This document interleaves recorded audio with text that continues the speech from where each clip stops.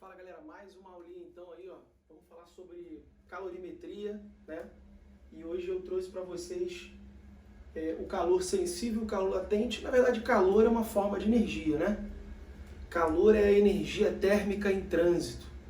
E a energia térmica está associada à agitação das moléculas. Então, tudo é composto de átomos e moléculas, todos os corpos. E esses átomos e essas moléculas estão em constante movimento. Estão sempre agitados. Quanto maior a agitação dessas moléculas, maior a energia térmica que esse corpo possui. Tá? A energia térmica do corpo está associada a essa agitação das moléculas. Tá? E uma medida dessa agitação, uma espécie de medida dessa agitação seria a temperatura do corpo.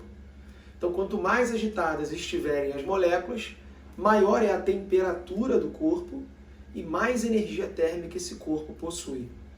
Lembrando que temperatura e energia térmica são coisas distintas, né? A temperatura é uma medida dessa agitação. Você não pode dar temperatura para um corpo, entende? Não há troca de temperatura.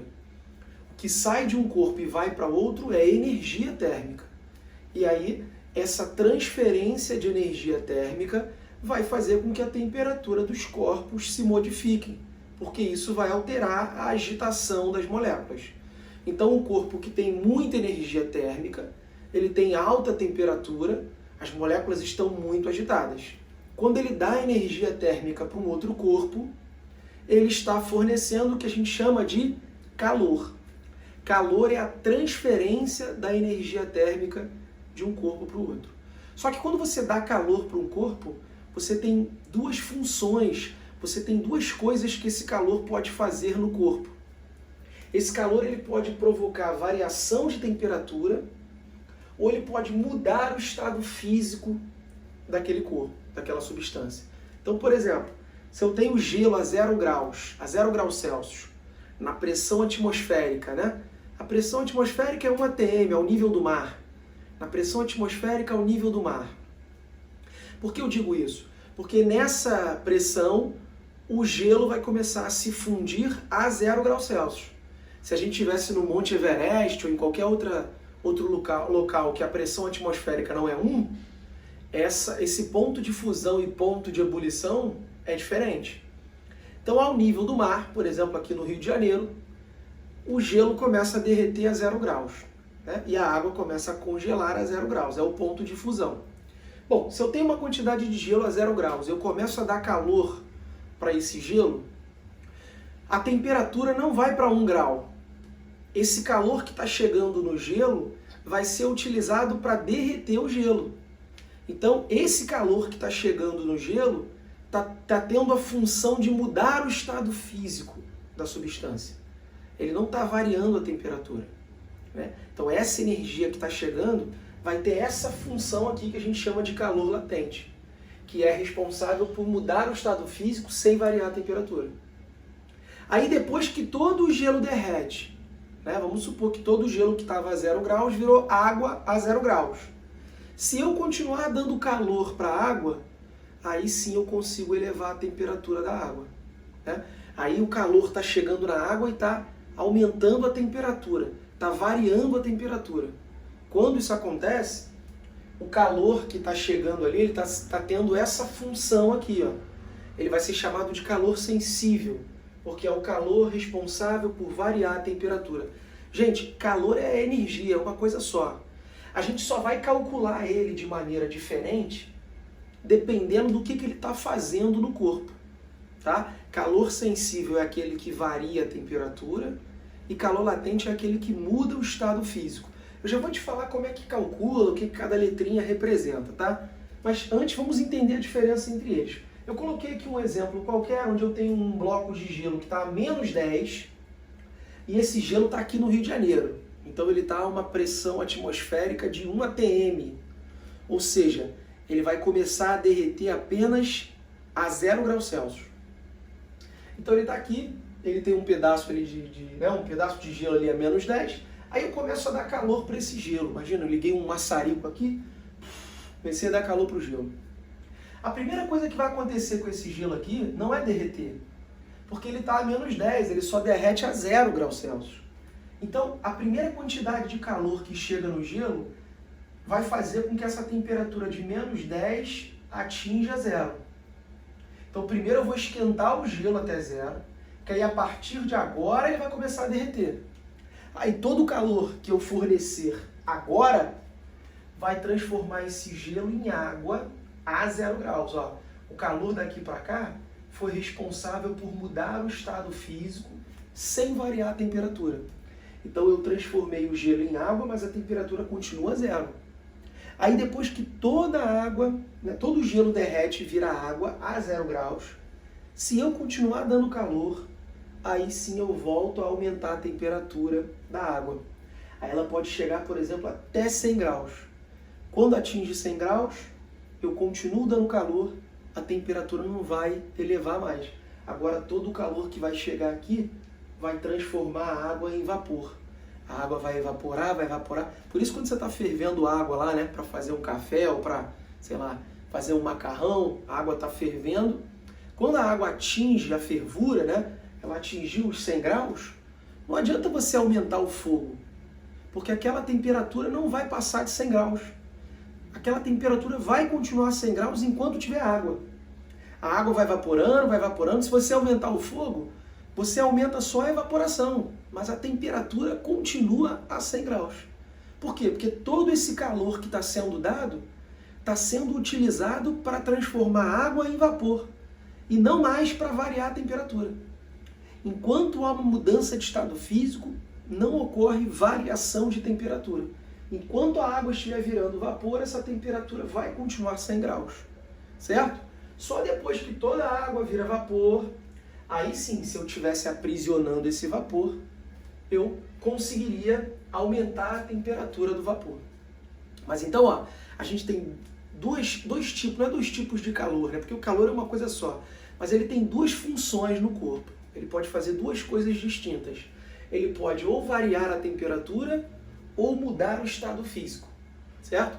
Só que esse calor aqui só vai acontecer nos pontos de mudança de estado físico. No caso da água, na pressão atmosférica ao nível do mar, que é um ATM, esses pontos são o 0 grau e o 100 graus, certo? Que é o ponto de fusão e o ponto de ebulição. Muito bem. Agora, como é que a gente calcula isso? A quantidade de calor, que é esse cara aqui, tá? Que é o Q, é isso que a gente vai calcular, quanto de calor eu tenho que dar, que é a energia. Vai depender da massa da substância, né? A massa, que é a quantidade, né? Se eu tenho muita água, eu tenho que dar muito calor para esquentar. Se eu tenho pouca água, eu tenho que dar pouco calor. Da mesma forma que se eu quiser derreter o gelo, quando eu tenho muito gelo, eu tenho que dar muito calor. Então a massa é fundamental. Bom, no caso do calor sensível, depende da variação de temperatura. Óbvio também, né? Se eu quero esquentar muito, eu preciso dar mais calor. Se eu quero aquecer só um pouquinho, eu dou pouco calor. Então o calor depende de quanto você quer aquecer, que é variação de temperatura. Temperatura final menos inicial, é esse cara aqui. E ó, depende de uma coisinha aqui que é uma propriedade de cada substância, que é o calor específico. Depende do calor específico de cada substância. Por exemplo, o calor específico da água vale 1. O calor específico do gelo vale meio. O calor específico da areia vale 0,2. E é 0,2, 0,5, 1, o quê? Caloria por grama grau Celsius. O que isso aqui quer dizer? Para que cada 1 grama de água, se eu tenho 1 grama de água, e eu quero que esse 1 grama aumente em 1 grau Celsius a temperatura dele, né? Se eu quero esquentar ele 1 grau Celsius, esse 1 graminha de água, eu preciso fornecer 1 caloria. Então, o calor específico é uma taxa que indica quanto de calor eu tenho que dar para que cada 1 grama daquela substância aumente 1 grau Celsius. Por exemplo, a areia, né, como eu estava falando, que tem um calor específico aí aproximadamente próximo de 0,2, diz o seguinte: se eu tiver 1 graminha de areia e eu quiser aumentar em 1 grau Celsius a temperatura desse 1 graminha, eu preciso dar uma quantidade de calor aqui, ó, de 0,2 calorias. Veja que é muito mais fácil esquentar a areia do que a água, né? A areia eu preciso dar 0,2 calorias para que cada 1 grama aumente 1 grau Celsius. A água eu preciso dar 1. Por isso que na praia, quando dá meio-dia, a areia já está quente pra caramba e a água ainda está gelada, né? Porque a água precisa de muito mais calor para esquentar. A areia não. O sol aparece, a areia esquenta. O sol vai embora, a areia esfria. No deserto, por exemplo, que só tem areia, de dia faz 60 graus e de noite faz menos 10. Porque o calor específico da areia é muito pequeno. Então ela varia a temperatura dela muito facilmente. Então esse cara aqui, ó, que é o calor específico, é o que vai diferenciar uma substância da outra. Óbvio, né? Se eu quero esquentar um corpo, eu vou esquentar o quê? Areia, água, alumínio? Cada substância vai ser diferente. E isso vai entrar nesse calor específico. Veja bem, isso aqui é tabelado. Você não precisa decorar o calor específico de ninguém. Isso vai ser dado para você. Ou então a questão vai te pedir, mas aí ela vai ter que te dar as outras coisas. Tá? Importante é você saber que o calor específico é uma dependência da substância. É uma propriedade da substância. Vai diferenciar as substâncias. Tá bom? A mesma coisa vai acontecer com esse calor latente. Esse calor latente, ele também é uma propriedade da substância e ele vai depender também de qual mudança de estado que a gente está falando. Por exemplo, ó, vou até trocar a cor para não confundir. Olha aqui. Água. Tá? Vamos pensar na água. Quando você tem lá 1 grama de gelo, você tem 1 grama de gelo a 0 graus Celsius, tá aqui. Se eu quero transformar isso em 1 grama de água a 0 graus Celsius, 1 grama de gelo, né, transformar em 1 grama de água a 0 graus Celsius, eu preciso dar 80 calorias. Ou seja, o calor latente de fusão para a água, que é do gelo para a água no caso, é 80 calorias por grama. E isso é tabelado. Sempre que você for derreter o gelo, transformar em água, cada 1 grama de gelo, para derreter e virar água, para acontecer isso, eu preciso dar 80 calorias. Então o calor latente de fusão para a água é 80 calorias por grama. Na vaporização, aqui ó, se eu tenho 1 grama de água e eu quero transformar em 1 grama de vapor, daqui para cá, cada 1 grama precisa receber 540 calorias. Então o calor latente de vaporização para a água é 540 calorias por grama. Certo? Isso aqui é tabelado. O alumínio vai ter o seu calor latente de fusão e de vaporização. A areia, o chumbo, o ouro, a gasolina, a glicerina, qualquer substância vai ter o seu calor latente para fusão e para vaporização, que é o que vai entrar aqui. Certo? Você não precisa decorar. Você só precisa saber que esse L ele vai depender da substância e vai depender de que mudança de estado físico você está fazendo. Se você está fazendo uma fusão ou se você está fazendo uma vaporização.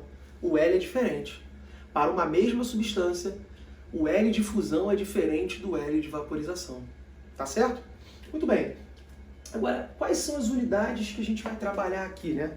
O que essas grandezas aí, né? Como que a gente vai usar as unidades dessas grandezas? Qual é a relação que elas têm? Então vamos lá, eu vou colocar aqui em cima para você entender que unidade é muito importante, a gente sabe disso, unidade faz o cara errar, né? Vários vestibulares aí brincam com as unidades e aí o cara usa uma unidade errada e acaba errando a questão. Então, ó, galera, massa. Massa é muito usual você usar o grama, mas a unidade padrão é o quilograma, tá? Quantidade de calor. Isso vale tanto para cá quanto para cá.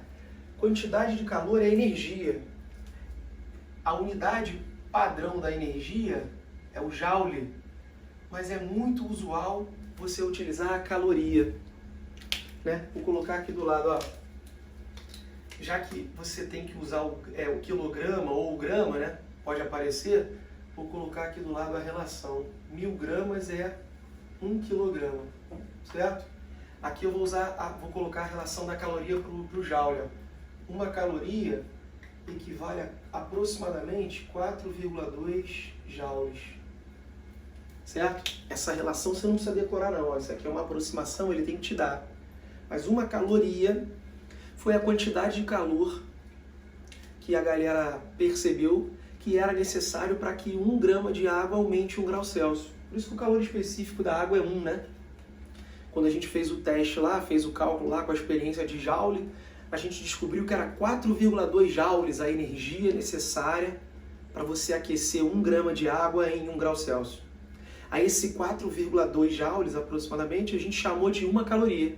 Então foi criada uma nova unidade para facilitar os cálculos mesmo.